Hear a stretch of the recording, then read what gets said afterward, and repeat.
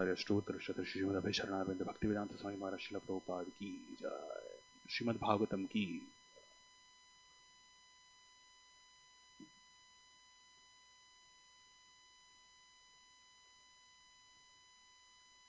ओम नमो भगवते वासुदेवाय। ओम नमो भगवते वासुदेवाय।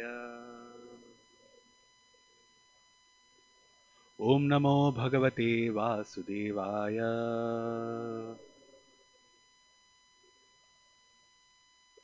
So we're reading from Srimad Bhagavatam 10.8.10.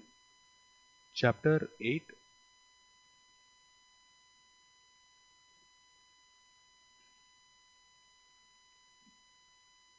Lord Krishna shows the universal form within the mouth.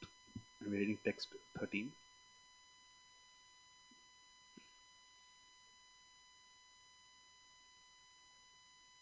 So please repeat after me. Asan varnahatrayah hi asya grihnatah anuyugam tanuhu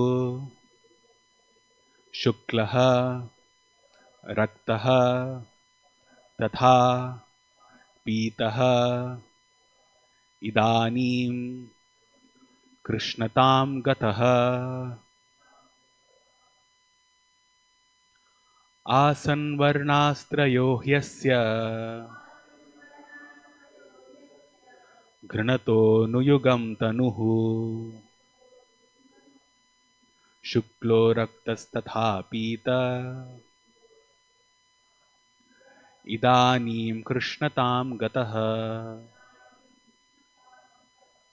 आसन वर्णास्त्रयो ह्यस्य घृणतो नुयुगं तनुः शुक्लो रक्तस्तथा पीता इदानीं कृष्णतां गतः. आसन वर्णास्त्रयो ह्यस्य घृणतो नुयुगं तनुः शुक्लो रक्तस्तथा पीता इदानीं कृष्णतां गतः.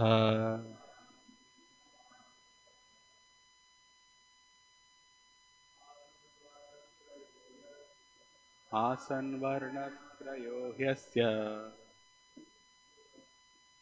घृणतो नुयुगं तनुः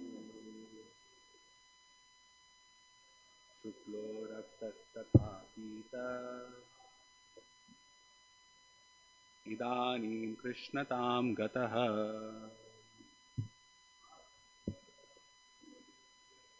आसन वर्णास्त्रयो ह्यस्य घृणतो नुयुगं तनुः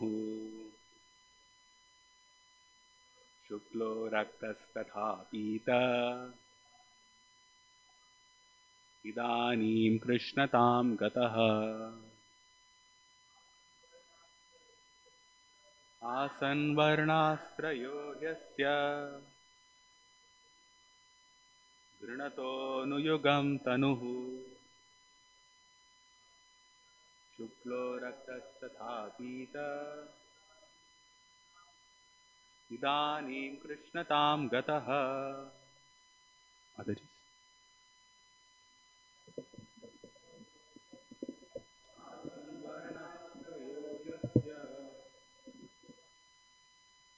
घृणतो नुयुगं तनुः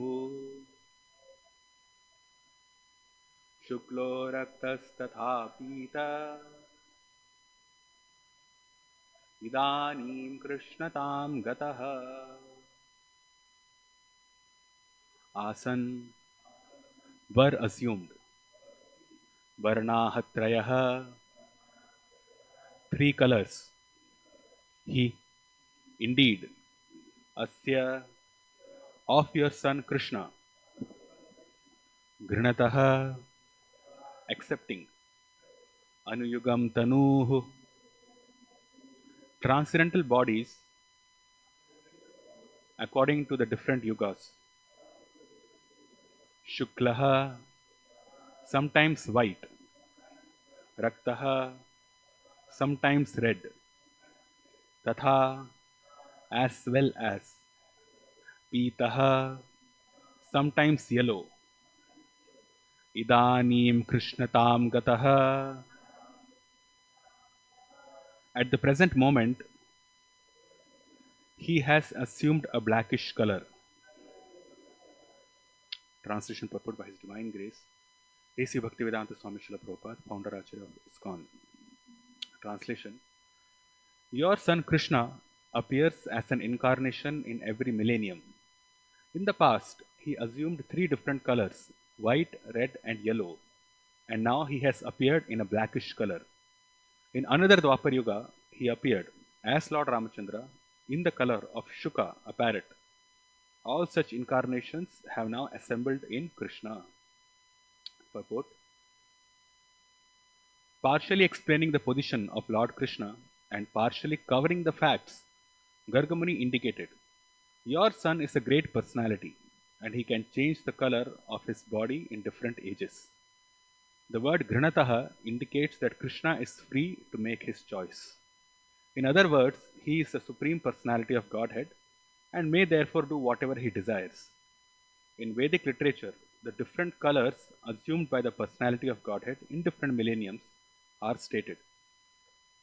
And therefore, when Gargamuni said, your son has assumed these colors, he indirectly said that he is the supreme personality of Godhead. Because of Kamsa's atrocities, Gargamuni tried to avoid disclosing this fact, but he indirectly informed Nanda Maharaj that Krishna, his son, was the supreme personality of Godhead. It may be noted that Srila Jiva Goswami, in his book Krama Sandarbha, has enunciated the purport of this verse. In every millennium, Krishna appears in a different form, either as white, red, or yellow, but this time he personally appeared in his original blackish form and, as predicted by Gargamuni, exhibited the power of Narayana. Because in this form the Supreme Personality of Godhead exhibits himself fully, his name is Sri Krishna, the all-attractive. Factually, Krishna is the source of all avatars, and therefore all the different features of the different avatars are present in Krishna. When Krishna incarnates, all the features of other incarnations are already present within him. Other incarnations are partial representations of Krishna, who is the full-fledged incarnation of the Supreme Being. It is to be understood that the Supreme Being, whether appearing as Shukla, Rakta, or Pita, white, red, or yellow, is the same person. When he appears in different incarnations, he appears in different colors, just like the sunshine, which contains 7 colors. Sometimes the colors of sunshine are represented separately, otherwise the sunshine is observed mainly as bright light. The different avatars, such as Manvantara avatars, Leela avatars, and Dasha avatars, are all included in the Krishna avatar. When Krishna appears, all the avatars appear with him. As described in Srimad Bhagavatam 10.8.13, Avatara hyasankheya hare sattvanidher vijaha yatha vidasina kulyaha sarasahasyu sahasrashah. The avatars incessantly appear like incessantly flowing water. No one can count how many waves there are in flowing water, and similarly there is no limitation of the avatars. And Krishna is the full representation of all avatars because he is the source of all avatars. Krishna is Amshi, whereas others are Amsha, part of Krishna. All living entities, including us, are Amshas. Mamevamsho Jivaloge Jiva Bhuta Sanatanaha. These Amshas are of different magnitude. Human beings, who are minute Amshas, and the demigods, Vishnu Tattva, and all other living beings are all part of the Supreme. Nityo Nityanam Chetanas Chetananam, Kathopanishad 2.2.13. Krishna is the full representation of all living entities, and when Krishna is present, all avatars are included in him. The 11th canto of Srimad Bhagavatam describes the incarnations for each yuga in chronological order. The Bhagavatam says, Krite Shuklas Chatur Bahu Tretayam Rakta Varnosau Dvapare Bhagavan Shyamaha and Krishna Varnam Tvisha Krishnam. We actually see that in Kali Yuga, Bhagavan has appeared in Pita Varna or yellow color as Gaura Sundar, although the Bhagavatam speaks of Krishna Varnam.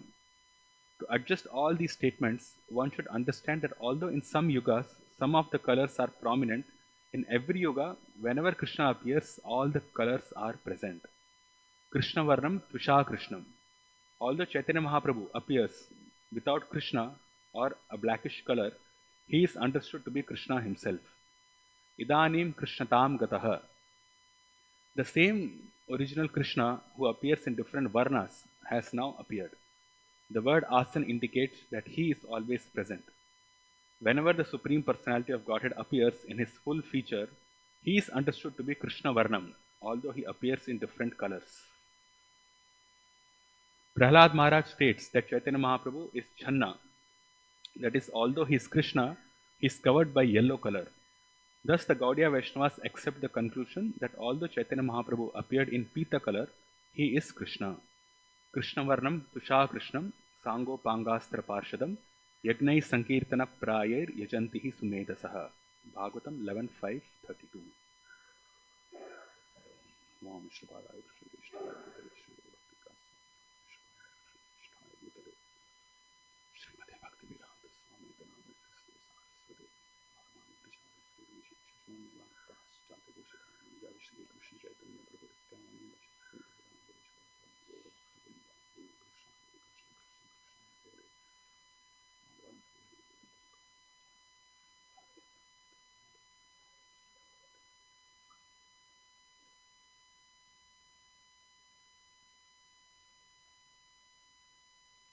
So I'll read the translation again. This is Gargamuni speaking to Nanda Maharaj. Your son Krishna appears as an incarnation in every millennium. In the past, he assumed 3 different colors, white, red and yellow, and now he has appeared in a blackish color. In another Dwapar Yuga, he appeared as Lord Ramchandra in the color of Shuka, a parrot. All such incarnations have now assembled in Krishna. Okay. So we are continuing our discussion on the name-giving ceremony of Krishna and Balaram by Nanda Maharaj. He is performing the ceremony with the help of Gargamuni. Or rather, Gargamuni is performing the ceremony on behalf of Nanda Maharaj. So this verse, so in previous verses it's mentioned that Gargamuni was a great Jyotish, he was a great astrologer. And just by looking at Krishna, he could understand that this is the Supreme Personality of Godhead. So it's not only mentioned that Gargamuni is a great Jyotish, but also it's a great devotee of the Lord, and he could recognize the Lord as soon as he saw him. And Srila Prabhupada in the purport, he writes that partially explaining the position of Lord Krishna and partially covering the facts.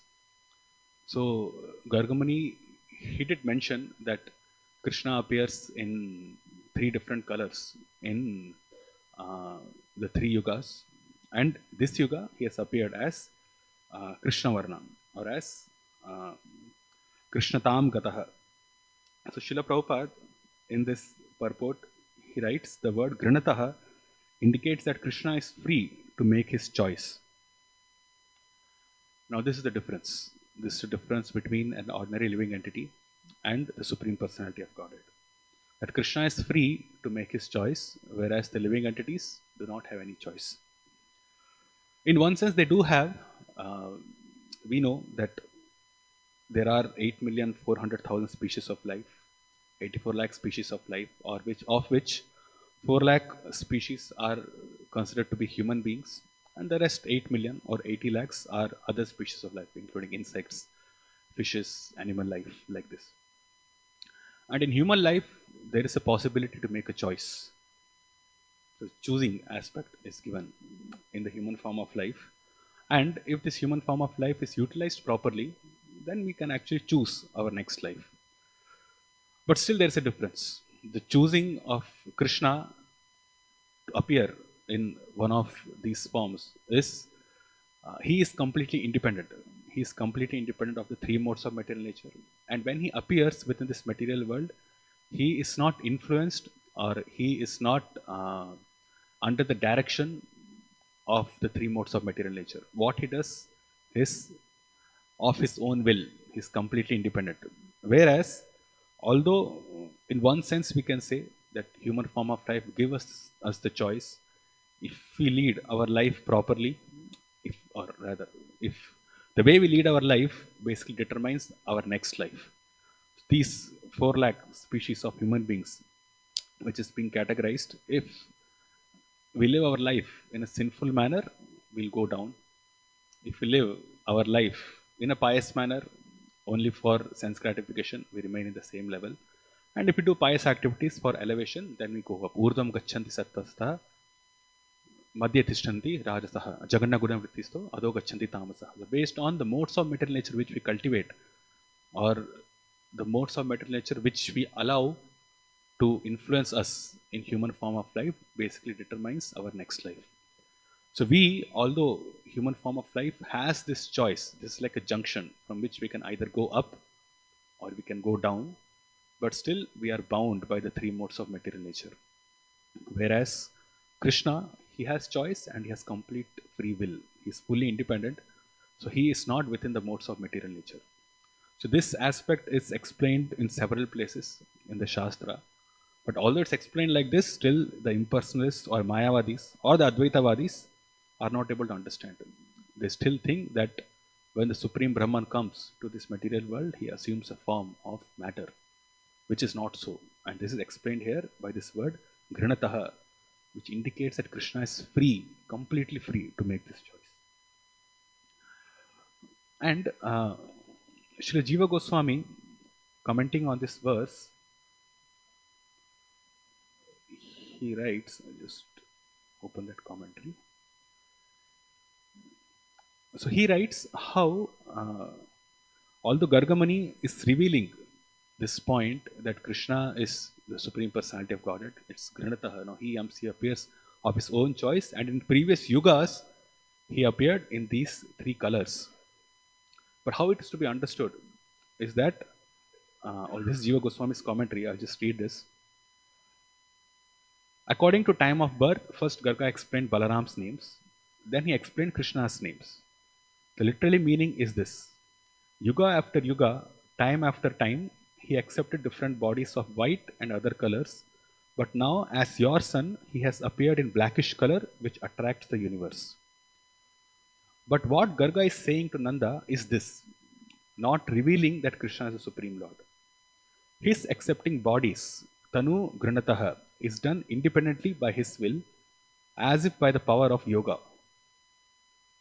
His method of worship is indicated by showing the nature of Narayana through his acceptance of different colors. In those previous times, by worship of those different forms, which are actually Krishna's expansions, Krishna attained similarity to those forms and took on those colors.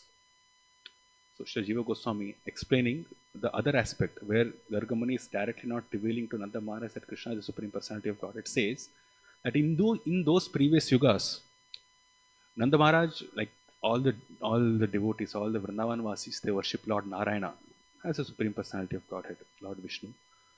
So Gargamuni explains that Krishna in his previous, when he appeared in the previous yugas, he actually worshipped that form of the Lord which had this particular color. And because he worshipped that form of the Lord which had this particular color, in those ages he was able to assume that form. So just like the kind of consciousness we cultivate in this life determines our next life, in a similar sense, because Krishna was worshipping that particular form of Lord Narayana, of that particular varna, that particular color, he assumed those different colors in these different yugas. At the present time, in those previous time, worship of those different forms, which are actually Krishna's expansions, Krishna attained similarity to those forms and took on those colors. So this is how Nanda Maharaj assumed this. At the present time, by worshipping Narayana directly in his blackish form, the child has become blackish also. It will be said, Narayana Samo Gunaihi. This child has qualities like Vishnu. So this is coming in the subsequent verse. This is from 10th canto, 8th chapter, the same chapter, 19th verse, where this particular phrase comes, Narayana Samo Gunaihi. So he has attained the gunas or the qualities just as Lord Narayana, and this matches with the understanding of Nanda Maharaj that he has attained these qualities because he was worshipping Lord Narayana in that particular Varna in these different yugas.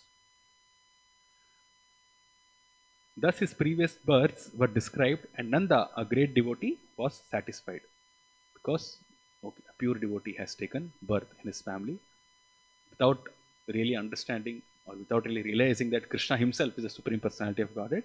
His understanding is a pure devotee has taken birth in our family because he has worshipped Lord Narayana in all these different yugas, and he assumed these different colors when he has worshipped Lord Narayana like this. It should be understood that Krishna is also the principal name, since in this form he is fixed in his natural form with display of the highest qualities. Thus the meaning also is he has assumed the form whose name is Krishna.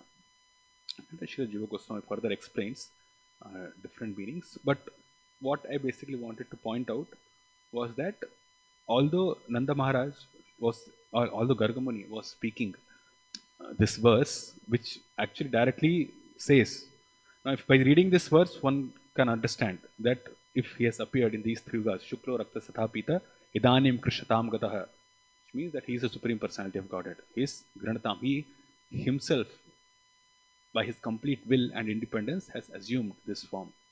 So he must be the Supreme Personality of Godhead. But the way Nanda Maharaj understood it is that the child is actually a pure devotee of the Lord. So this is the choice which Krishna made to appear as the child of Nanda and Yashoda. And I think in previous chapter we have already discussed that Nanda Maharaj and Yashoda were Drona and Dhara. And because of their pure devotion, Lord Krishna appeared in their home.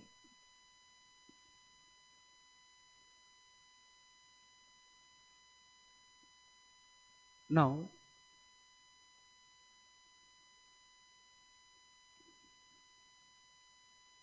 so Srila Prabhupada writes, it may be noted that Srila Jiva Goswami in his book Krama Sandarbha has enunciated the purport of this verse. In every millennium, Krishna appears in a different form, either as white, red or yellow, but this time he personally appeared in his original blackish form and, as predicted by Gargamuni, exhibited the power of Narayana. Because in this form the Supreme Personality of God exhibits himself fully, his name is Sri Krishna, the all attractive. From if we look from a broader perspective, Krishna comes, or Krishna's actual place, or his place of living, his place of stay, or where he likes to be, is the spiritual realm. Right? This is his dham. This is where he lives. But still he comes to incarnate. And when we are speaking of incarnation, there are many incarnations. Like this verse also says, no, asankhya. It's quoted, avatara hi asankhyeya hare sattva nidher dvijaha yatha vidasina kulyaha sarasasyu sahasrashaha. So what is the reason why Krishna has to come within this material world? Well, it encompasses everything. And when we say it encompasses everything, it means that for this creation to happen, for this material world to be manifested, for the material world to work, and for it to be destroyed, and for the material world to give a chance for the living entities who want to enjoy sense gratification, the Lord has to support that. Krishna has to support that. And those living entities who want to perform devotional service and go back home to the spiritual world, that also requires support of the Lord. So this material world, although apparently it looks like the Lord is not involved, Krishna is not involved within this material world, but without Krishna's involvement within this material world, through his various expansions, this material world will not work. Srila Prabhupada explains that when the living entity desires to enjoy separately from Krishna, then he comes to this material world to enjoy this material realm. Because in spiritual realm, there is only one enjoyer. There is only one Purusha. There is only one person who can enjoy. And when the living entity wants to enjoy himself separately from Krishna, then he comes to this material world. And in this material world, he tries to enjoy Prakriti, matter. And because matter is dead, the matter does not have consciousness, and the living entity is conscious, Krishna has to enter these material objects in such a way that it gives some amount of pleasure to the living entities. But it's indirect. It's indirect. The amount of pleasure or the bliss that the living entity experience in the spiritual world in association with Krishna is direct. Whereas here within this material world, the sense gratificatory objects give some pleasure. There is a semblance of pleasure at least, and that is because of the presence of the Lord. And when the Lord is not present, or if hypothetically we speak that the Lord is not present within this material world, nothing will work. Even the living entities cannot exist within this material world. In Bhagavad Gita, Krishna explains the reason why he incarnates, why he comes. He says, Yada yada hi dharmasya glanir bhavati bharata abhyuthanam adharmasya tadatmanam srijamyam paritranaya sadhuna vinashaya cha dushkritam dharma samsthapanarthaya sambhavami yuge yuge. So the appearance of this Lord within this material world is limited to one particular aspect, which is to establish dharma. And this particular verse is speaking about the Yuga avatars.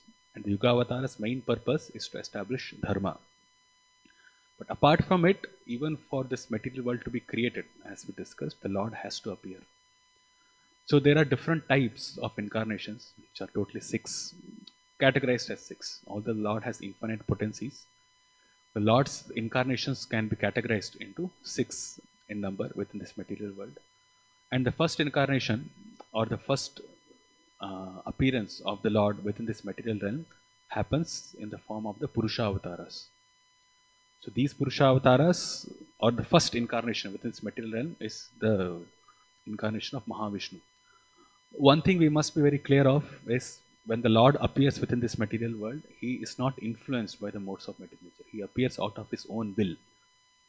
So this seems to be the most or the biggest hindrance for those who, or those so-called Hindus, or those who are followers of the Vedic culture, to understand that Krishna or the Supreme Lord or Vishnu or any expansions of the Lord, when they come within this material world, they are actually not influenced by matter at all. Although there are several verses in the Shastra which explains this, but still they are not able to understand. And that's because of the enviousness which still is there within the heart. When the living entity comes to this material world, it's because he wants to enjoy separately from the Lord, which has the tinge of enviousness. And when this enviousness goes out of bounds, it goes out of bounds, then one becomes a Mayavadi. So this enviousness then culminates, it leads one to enjoying this material nature. He tries to enjoy himself, then he becomes frustrated. And after that, rather than becoming humble, he creates his enviousness more and more. The enviousness increases more and more. And when it culminates, when it's at the tipping point, then that's where Mayavad creeps in. So although it may seem that impersonalists or Advaitavadis, they are following the Vedic culture very perfectly, they're engaged in studying of Shastra, they're engaged in studying Vedanta Sutra, and they're totally into Upanishads, they don't engage in sense gratification. Actually, they are in the darkest mode of ignorance. They are in total tamoguna, and the reason is because they are completely envious of the Lord. They cannot understand one simple statement, that the Lord, when he appears within this material world, or rather his form is completely transient. Doesn't matter where he goes. He's in the spiritual world, he's in the material world, doesn't matter. The Lord always remains transcendental.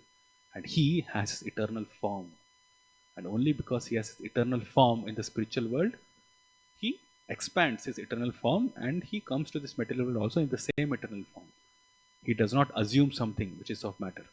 And if you see the process of creation also, when there is Balaram, then from him comes Shankarshan, then Pradyumna, Aniruddha, Vasudeva, and then from this Shankarshan comes Narayana, and from Narayana the second, the Dvitiya Chaturvyuha comes, who again Shankarshana, Pradyumna, Vasudeva, and Aniruddha, and from this Shankarshana expands Mahavishnu. And at this particular point, the material nature, although is existing, the Pradhana is in the form of Pradhana, there is no transformation happening, there is no manifestation, there is no agitation of the modes. It's in a very balanced state and it is not manifested. So Pradhana, to understand Pradhana is very difficult because although we say it's material energy, but still it's not manifested, it's not present, it's not visible. But here, for the purpose of creation, this Dvitiya Chaturvyuha Shankarshana, he expands into Mahavishnu. And Mahavishnu has his form. It's mentioned in the Shastra, it's mentioned in the Shrutis, it's mentioned in the Puranas. But why are they not able to understand? It's because of enviousness, because of grammatical jugglery, because of speculations. So this Mahavishnu, only after he glances on this Pradhana, then it transforms into Mahatattva, where the modes become manifested. The three modes, Sattva-guna, Rajoguna and Tamoguna, these become manifested. And after they are manifested, then the creation process starts. And at this point, Mahavishnu then expands as a second Purusha Avatara and it becomes Garbhodakshay Vishnu, and he enters into each of these universes. And when he enters, nowhere in the Shastra it's mentioned that when Garbhodakshay Vishnu enters into each of these universes, then the modes of material nature cover the personality of the Lord. It's not there. There's no statement like this. So Garbhodakshay Vishnu also is the transcendental form of the Lord. And when Garbhodakshay Vishnu enters universe, then he manifests Lord Brahma from his navel, and then the entire creation happens. Then he enters into each and every atom and the heart of each and every living entity as Kshirodakshay Vishnu, still maintaining his transcendental position. So the Lord is not contaminated by the modes of material nature. Nowhere in the Shastra it's explained. But the creation process itself, if we see, if the Advaitavadis have to explain this creation process, they cannot explain it in a proper way because they cannot account for the form of Mahavishnu, who glances. When we speak of a glance, which means there is eye, ikshate, there is aikshata. It said the Lord glances, and you can glance on something only when you have eyes. And the Lord has a form, and it shows that he has eyes, but the material energy is still not manifest. It's still in Pradhana state only. So how can they say that the Lord's form, when he comes out of the spiritual realm, or when he manifests this material world, it's material?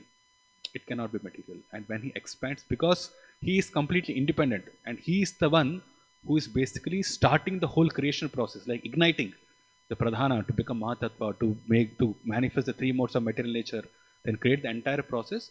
It's logical to understand that the material nature is actually under him. Maya dhakshena prakriti suyate sacharacharam. Krishna says, it's under him. And if something is under you, then he cannot be influenced by that because he is the one who's starting it. So that which is the creation cannot have any influence on that which is created. So this is how it should be understood. And because the same Mahavishnu expands as Garbhodakshay Vishnu, and then he expands as Kshirodakshay Vishnu, therefore the material nature, and he maintains his transcendental position, the material nature does not have any influence on Garbhodakshay Vishnu also. And in fact, we study in the second canto, the second, third chapters, the universal form of the Lord. And we there also in Bhagavad Gita, where Krishna manifests the universal form of the Lord. This is the template upon which the entire creation happens. So when Mahavishnu creates, that's Sarga, that's the primary creation. And then when Garbhodakshay Vishnu enters into each of these universes, that is Visarga, that's a secondary creation, the creation which is done by Lord Brahma. But then Lord Brahma will not know how to create unless and until the template is given by Garbhodakshay Vishnu. So Garbhodakshay Vishnu actually makes the template, and the template is that universal form. Right? That's a subtle form. The template is a subtle form. It's also called as Hiranyagarbha. It's a form of Lord Brahma. And from that subtle form, then the gross universe is manifested. So in all these cases, then Garbhodakshay Vishnu is transcendental form of the Lord, because he is the one who is initiating the Visarga process. Mahavishnu is the transcendental form of the Lord because he is initiating the Sarga process.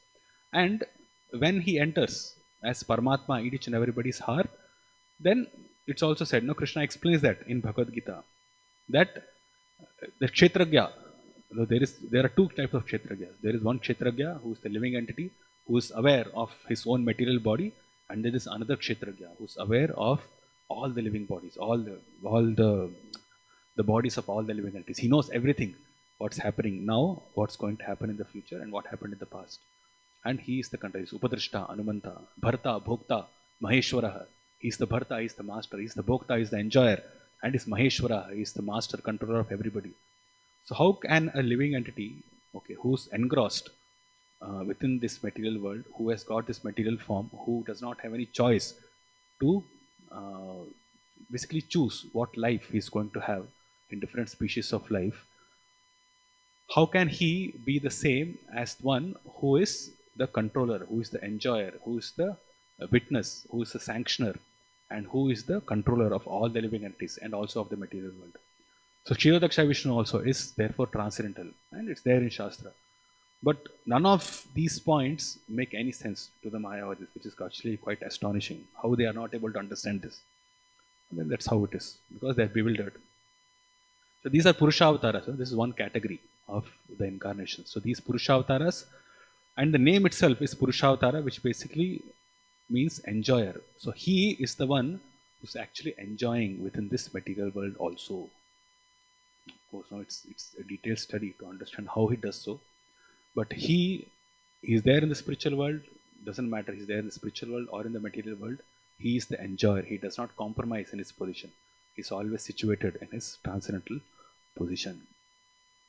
Then, after the Purusha avatars, then there are the Guna avatars. So these Guna avatars are again expansions of Garbhodakshaya Vishnu. So in Laghu Bhagavatam Sri Rupa Goswami explains this actually in quite some detail. We may not be able to see all that, but he says that Sri Rupa Goswami actually quotes a verse in Laghu Bhagavatamrita, and he says that the Supreme Lord, he takes the form of Lord Shiva, and Lord Shiva is influenced by Tamoguna, and then he takes the form of Lord Brahma, and Lord Brahma is influenced by Rajoguna for the maintenance of, for the purpose of creation. And when he speaks about Lord Shiva, it's for the purpose of destruction. But when it's mentioned that Lord Vishnu, he expands himself as Kshirodaksha Vishnu for the purpose of maintenance. Now this guna is basically not mentioned. It's not even mentioned that he's under the influence of this Sattva guna. Because Lord Vishnu, although he controls Sattva guna, he is not under its influence. And Sri Rupa Goswami further explains that Lord Brahma and Lord Shiva, they can have, or they can be two different people, in the sense that sometimes Lord Brahma is a Jiva, and sometimes Lord Brahma is Vishnu himself. So when he becomes a Jiva, then he's influenced by this mode of passion for the purpose of creation. But when in some kalpas, when the Lord himself takes the form of Lord Brahma, then he is not influenced by the mode of passion also. He always remains transcendental. Actually, Sri Rupa Goswami quotes several verses from Shastra to explain this point. And the same case is with Lord Shiva also. When Lord Shiva is a Jiva, or he is an expansion of Shiva Tattva itself, then he has some influence of mode of ignorance upon him. But when Lord Vishnu himself expands as one of the Rudras, then he is not under the influence of Tamoguna. So this Purusha avatars, or actually the first Purusha avatar, Mahavishnu, he is responsible for the Sarga, for the first creation. And these Guna avatars basically take care of the subsequent creation within this universe, which is this Visarga. So Brahma creates, then Lord Vishnu maintains, and then Lord Shiva destroys. And after this, the third category is the Manvantara avatars. Now this Manvantara avatars, one misconception that devotees may have is that the Manus themselves are the avatars, but actually it is not so. There are Manvantara avatars separately, the expansions of the Lord, and the Manus, or Swayambhu Manu, Vaivasvata Manu, they are not actually not the incarnations of the Lord. They are separate. They are the administrators of that particular period. But the incarnations of the Lord are separate in Manvantara avatars. And again, from Laghu Bhagavatamrita, Sri Rupa Goswami explains that the purpose of the Manvantara avatars is actually to protect the demigods.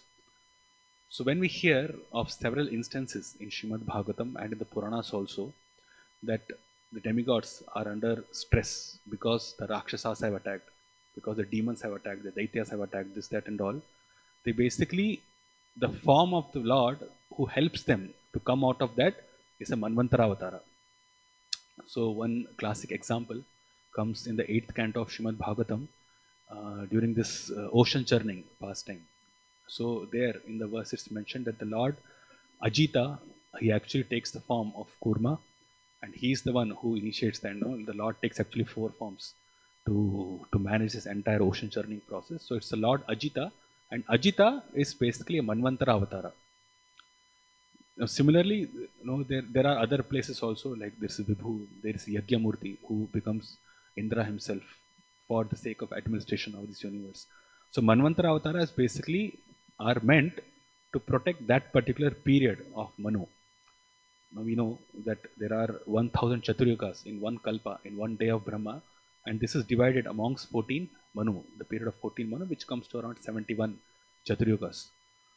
So one period of Manu is the lifespan of the demigods. Like Indra, he remains Indra not for one Chaturyuga or set of Chaturyugas, he remains Indra for set of one Manu period. So there are 14 Indras within one day of Brahma, and there are similarly 30 days of Brahma, then there are 360 days in a year of Brahma, and he lives like that 100 years. So the Manu period and the demigod period kind of go hand in hand. And the Manvantara avatars, the form, the expansions of the Lord, or the incarnations of the Lord during this particular period, they protect that particular Indra during that Manvantara. So that's how it goes. So these are the Manvantara avatars, and Srila Prabhupada in Bhagavad Gita, I think in 8th chapter, he explains there are 5,04,000 Manvantara avatars within 1 year of Brahma, something like that, and then he expands. So many incarnations of the Lord are there only for the administration of this universe. So of course there is Kshirodakshaya Vishnu, and then there are Manvantara avatars. And in Shastra it's mentioned that the Guna avatars, they come from Garbhodakshaya Vishnu, but the subsequent incarnations who are required for the maintenance or for the administration of this universe, they actually expand from Kshirodakshaya Vishnu. So the Manvantara avatars also, they come from Kshirodakshaya Vishnu. Next is the Leela avatara. So Leela avatars are basically for the Lord to attract the living entities to the spiritual realm. So this actually is the core purpose. So once the creation is done by the Purusha avatars, Sarga is done, then Visarga is done by the Guna avatars, then the Manvantara period is set, the rule has been set, the Dharma has been set. The next is that now this is the Abhidaya process, we can say. It's like now you have to attract the living entities to the spiritual realm, and then the Leela avatars come into picture. There are so many Leela avatars, Asankhya Leela avatars are there. So they attract the living entities. And then there are Shaktiavish avatars also, who actually can be Vishnu Tattvas and they can also be Jiva Tattvas. Mostly they are Jiva Tattvas. So these Shaktiavish avatars, they practically show how the Lord has to be served. So it's like Narad Muni. Narad Muni is a Leela avatar. In Shastra it's mentioned Narad Muni is a Leela avatar as well as a Shaktiavish avatar. So Narad Muni explains the devotional process of how devotion has to be performed for the Supreme Lord. Then there are the Kumaras. They are also Leela avatars as well as Shaktiavish avatars. So the Kumaras, they expound transcendental knowledge. It's like this, the Shaktiavish avatara basically, they practically show how devotion to the Supreme Lord has to be performed. And finally, there are the Yuga avatars. Right? So Yuga avatars appear in each and every Yuga. This particular verse of Srimad Bhagavatam, the one which we are discussing now, it speaks about the Yuga avatars, Shuklo Rakta Satha Pita, Idanim Krishnam Gata. So Shuklo Rakta Satha Pita. So there is Shukla means white, and Rakta is red, and Pita is yellow. So these are the Yuga avatars. They establish the Dharma for that particular Yuga. So when we speak of the Manvantara avatars, they are concerned mostly with the administration of this entire universe as such, which is on the level of the demigods. And the Leela avatars also, the Leelas happen throughout the entire 14 planetary systems. But the Yuga avatars are specifically meant for this Bhumandala, for this Bhuloka. And especially for Bharatvarsha, Bharatkhanda, like this. Because this is the place where the 4 Yugas transform. Satyuga becomes Treta, then Dwapar, then Kali, and then again happens. These 4 Chaturyugas happen. So Yuga avatars are specifically meant for establishing Dharma in the human society, in these 4 lakh species of life. So this is explained, Srila Prabhupada mentions that this is explained in the 11th canto. So we'll just see few verses from 11th canto where it gives more detail about the Yuga avatars. I am reading from canto 11, chapter 5, text 21. In Satya Yuga, the Lord is white and 4-armed, has matted locks and wears a garment of tree bark. He carries a black deer skin, a sacred thread, prayer beads, and the rod, and the water pot of a brahmachari. People in Satyuga are peaceful, non-envious, friendly to every creature, and steady in all situations. They worship the Supreme Personality by austere meditation and by internal and external sense control. So when the Lord appears as Shuklamurti, as the incarnation for that particular yuga, he appears not as with all his opulence. It's mentioned. He appears in the form of a brahmachari with a deer skin, a sacred head, prayer beads, because he's basically showing how meditation, which is the yuga dharma of Satyuga, how it has to be performed. Right? And in Satyuga, the Lord is glorified by the names Hamsa, Suparna, Vaikuntha, Dharma, Yogeshwara, Amala, Ishvara, Purusha, Avyakta, and Paramatma. And in the purport, in the commentary, it's explained that Srila Bhakti Siddhanta Saraswati, he actually mentions that the Lord appears in different forms to different people who have attraction for different types of things. So we will not have time to read that purport, so I'll suggest you can go and read this purport for this verse. This is 11th canto, 11.5.23. So Srila Bhakti Siddhanta Saraswati expounds that each of these names of the Lord is how he appears to each of these devotees who are engaged. Although they are meditating, but they have different moods. So the Lord appears in different ways for these different moods for these people. Then in Treta Yuga, the Lord appears with a red complexion. He has 4 arms, golden hair, and wears a triple belt representing initiation into each of the 3 Vedas, because sacrifice has to be performed. Embodying the knowledge of worship by sacrificial performance, which is contained in the Rig, Sam, and Yajur Vedas, his symbols are the ladle, spoon, and other implements of sacrifice.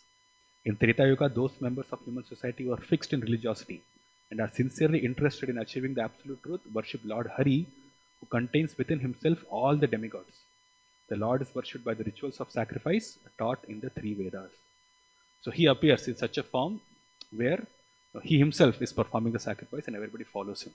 So if you see the Yuga avatars also, it's not that only in Kali Yuga Chaitanya Mahaprabhu comes and initiates this devotional process of Nama Sankirtan.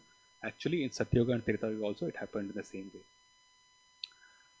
So in Treta Yuga the Lord is glorified by the names Vishnu, Yagya, Prishnigarbha, Sarvadeva, Urukrama, Vrishakapi, Jayanta, and Urugaya. In Dwapar Yuga, the Supreme Personality of Godhead appears with a dark blue complexion, wearing yellow garments. The Lord's transcendental body is marked in this incarnation with Shivatsa and other distinctive ornaments, and he manifests his personal weapons. My dear King, in Dwapar Yuga, men who desire to know the Supreme Personality of Godhead, who is a supreme enjoyer, worship him in the mood of honoring a great king, following the prescriptions of both the Vedas and Tantras. Right? So this is Lord Krishna himself. So Krishna appears in his own self, in Swayam Rupa. He is the transcendental personality of Godhead, the original form of the Supreme Personality of Godhead. He appears in his self-same form in Kali Yuga. So he is a Leela Avatara and he is also Yuga Avatara. And in its commentary, there is a question which Jiva Goswami addressed in his commentary to this particular verse. And he says that Krishna actually appeared at the end of Dwapar Yuga. He appeared at the end of Dwapar Yuga. So how is it that he is establishing the dharma for Dwapar Yuga from the start? Makes sense, right? The question makes sense. So Jiva Goswami writes that there are 2 more verses actually in subsequent verses 29 and 30 in this chapter.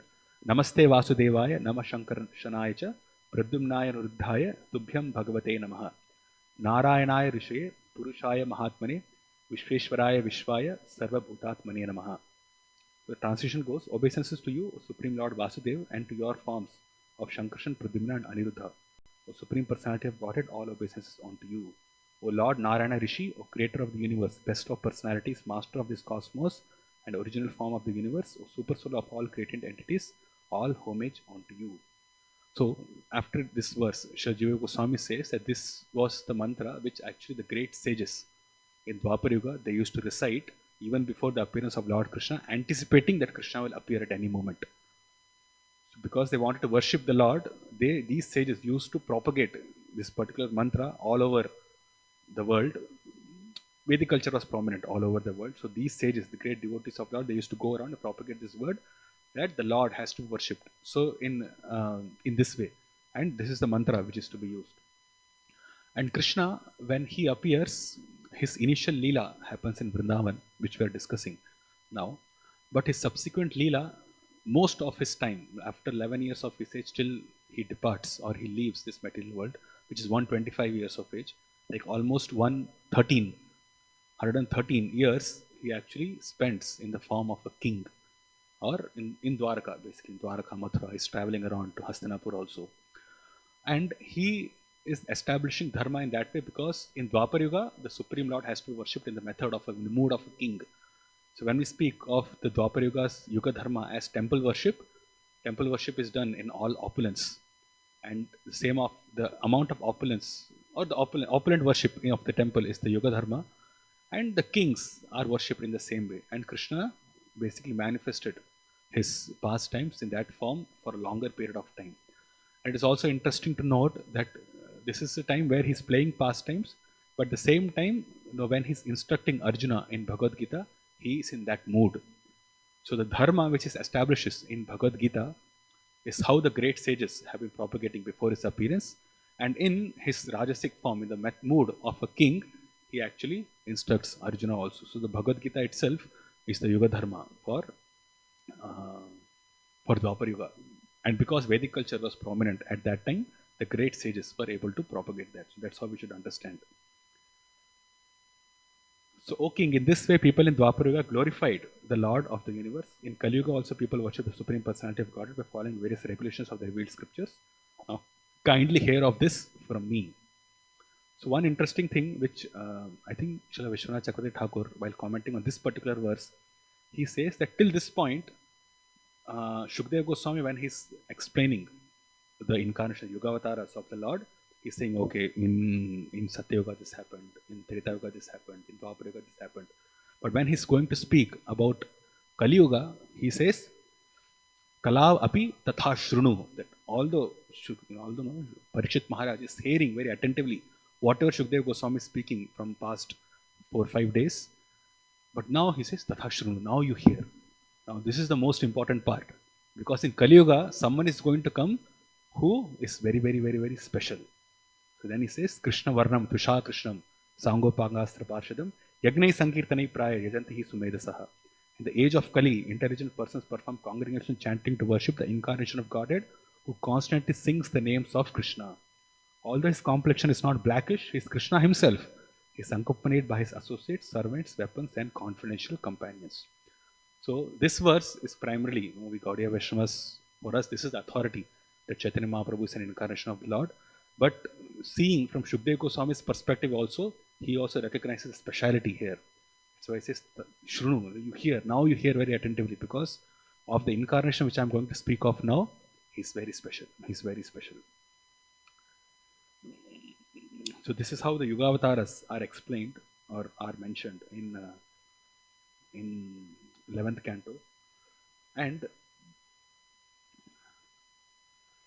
in Garga Samhita also, so this is a discussion of the Yugavataras. In Garga Samhita actually, Gargamuni, who compiled Garga Samhita, he gives more details of why he gave this name Krishna to Krishna. So there are several verses which he explains. And the first verse, this is from first canto of Garga Samhita, 15th chapter, this is verse 28. Sadhya prani pavitrani jagata mangalani cha kakaraha kamalakanta hrikaro rama ityapi. So he says, Sadhya prani pavitrani. This name which I am going to give, it actually purifies all the living entities. Prani pavitrani. All the pranas, all the living entities within this material realm will be purified by this particular name. Jagatam Mangalani cha, it's the most auspicious for the entire Jagat, for the entire world.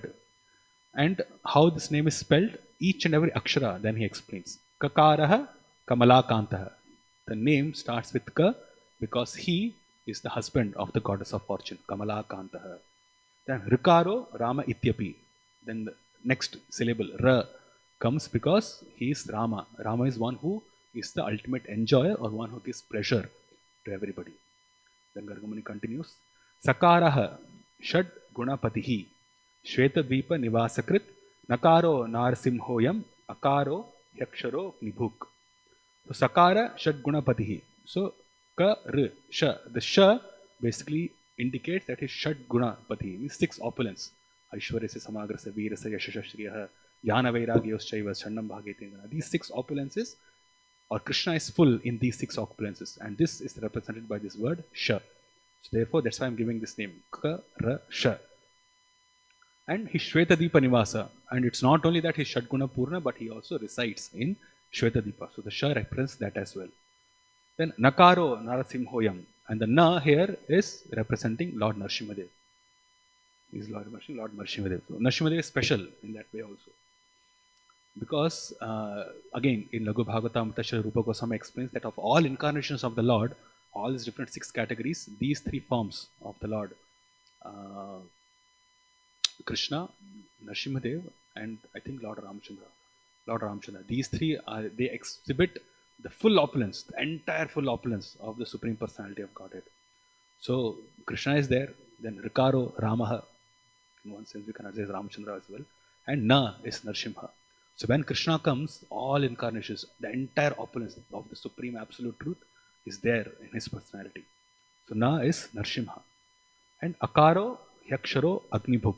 So this Akara, Krishna, that last syllable, not the last syllable, second last syllable, is representing Aksharo, which is the Absolute Truth, which then further can be expanded as Brahman, Paramatma, Bhagavan.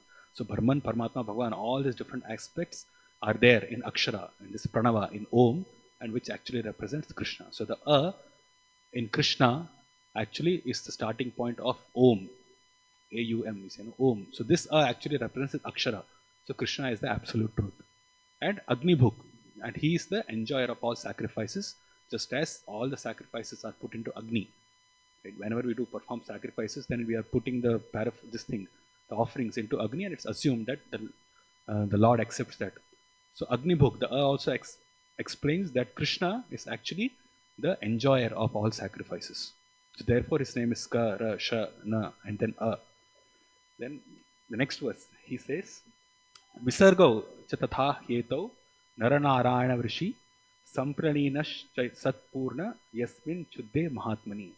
Visargaha, when we say Krishna in Sanskrit, whenever you take a name, it ends with Visarga, Krishnaha or Ramaha, like that, no, Krishnaha. So that Visarga also has a meaning. And that Visarga basically represents Naranarayana Rishi. And Sampralinas Shatpurna Yasmin Chuddhe Mahatmani. And by these Sampralinas means by combining these different syllables, Ka, Ra, Sha, Na, and that Visarga, then Shatpurna, all the opulences of the Supreme Absolute Truth are formed within this word called as Krishna, and Yasmin Chuddhe Mahatmani, and it purifies even great souls. And next verse, he says, Paripurnatmane Sakshat Tena Krishna Prakirtita Shuklo Rakta Sathapito Varnosyanu Yugam Dhritaha. So, Paripurnatmane Sakshat Tena Krishna Prakirtitaha. So, this name Krishna is actually Paripurna. It's complete, and it is Sakshat Krishna himself. So the name Krishna and the person Krishna are actually not different. It's not a label that we are giving to this child. The name Krishna is actually not different from the child Krishna himself, because the name itself has all these different meanings. Ka, Ra, Sha, Na, there's so many meanings are there, and it actually represents the Supreme Absolute Truth. These qualities cannot be separated from Krishna. Therefore, the name itself is the form of Krishna. So therefore, the name and the form, qualities, pastimes of the Lord and the personality of the Lord are non-different. They are the same. So he says, and they Shuklo Rakta Sathapito Varnosyanu Yugam Vritaha. And the same Krishna, he appears in these 4 yugas as Shuklo Rakta Tatha Pitaha. So now he has appeared as Krishna in a blackish bluish form, but then he appears as Shukla, as white, Rakta and Pita as well, and different 4 yugas as well. Dvaparante Kalerado Baloyam Krishnatam Kataha Tasmat Krishna Itikyato Namnayam Nandanandanaha. So then, actually similar to this, and for this particular verse, this 10.8.13, I think Srila Jiva Goswami or Sanatan Goswami, I'm not sure, but they explain that when at the end of Dwapar Yuga, the Swayam Rupa Krishna appears, then the next form, or Krishna himself, is considered to be the incarnation in Kali Yuga as well. So it's Krishna who takes the form of Chaitanya Mahaprabhu. And because in seventh canto, Prahlad Maharaj says that is Triyuga and is Channa Avatara. So actually this Channa is mentioned because Krishna, he is the one who actually appears in Kali Yuga, but then he's covered. He's covered by this golden effulgence, by this color, by this varna, which is Pita. So Krishna actually appears twice. He appears once in Dwapar Yuga and he appears again within 500 years. Within 500 years in Kali Yuga as well. It's the same Krishna, Swayambhu form of the Krishna only appears. It's just that his Channa is covered. So it's another meaning of this verse from 7th canto, that when Prahlad Maharaj says his Channa, the Yuga Avatara is covered, his Channa, he's actually saying the Yuga Avatara is there definitely, but it's covered by the golden effulgence of Srimati Radharani. So because he comes, Krishna only comes, but because he's covered, therefore it's called as Channa Avatara. So it's an explanation by one of the acharyas. So then,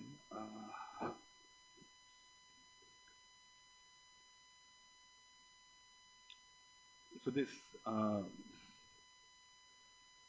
so Srila Prabhupada, he expands on this thing, and he writes in the purport itself, no, that Krishna Varnam Tusha Krishnam, all the Chaitanya Mahaprabhu appears without Krishna or a blackish color. So this Krishna is not the absolute, but the blackish color, the Varna is being mentioned.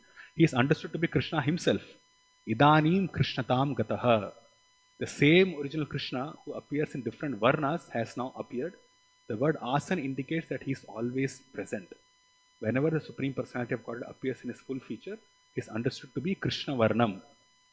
So as Chaitanya Mahaprabhu also, he appeared in his full feature. So he is Krishna Varnam only. He is of the color. He is of... Now here, it's like a word play. Now this Krishna can be the color also. At the same time, Krishna Varnam also indicates that Krishna, as the Supreme Absolute Truth, he comes in that particular form. But it's Krishna Varnam, Tusha, Akrishnam. So although he comes in that, Tusha is effulgent. The word Tusha actually means effulgent, but it's Akrishnam. But this effulgent is not blackish in color.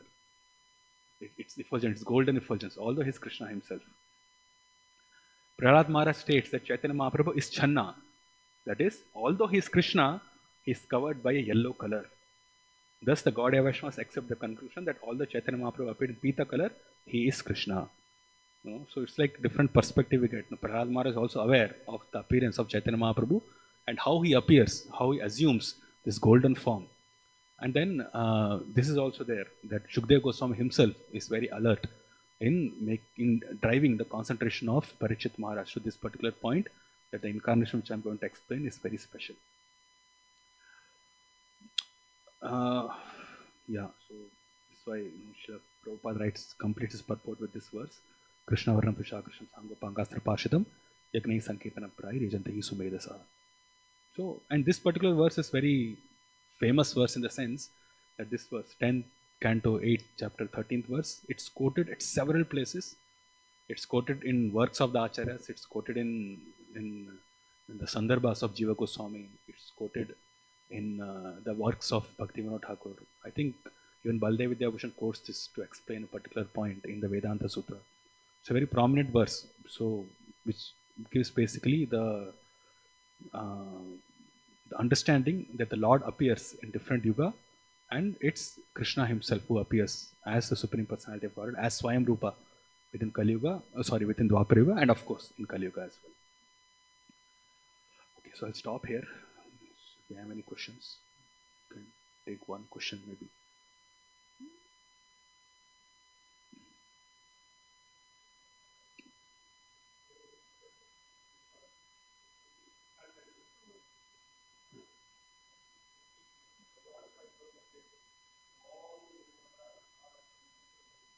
Yes.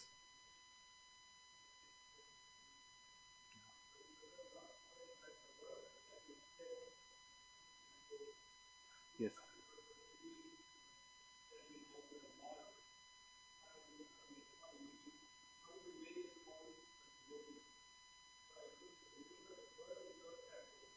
Mm. Yes.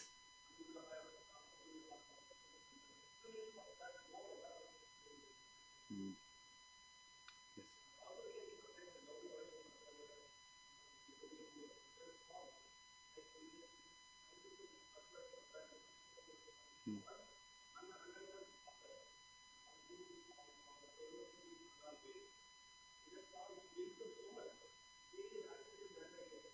Hmm.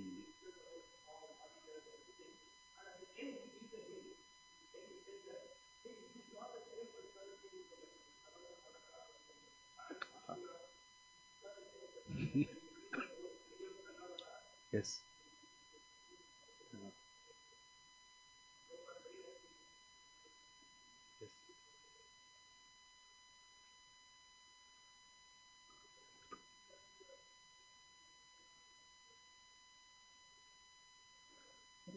I'll have to see. I have not got the detail into that, but because it's part of this purport that Srila Prabhupada writes, so just try to expand on it. So we have to see. Actually, I think in Chaitanya Charitamrita, it comes in chapter 4, if I'm in one of the first few chapters. Srila Prabhupada explains that in a purport elaborately, giving different verses from different acharyas and from different scriptures, how Chaitanya Mahaprabhu is the incarnation. And he also, I think, gives explanations of this Channa Avatara. I don't have a ready reference now, but then it's there in Chaitanya Charitamrita. Yes. Okay, I'll stop. Thank you so much. Srila Prabhupada ki Srimad Bhagavatam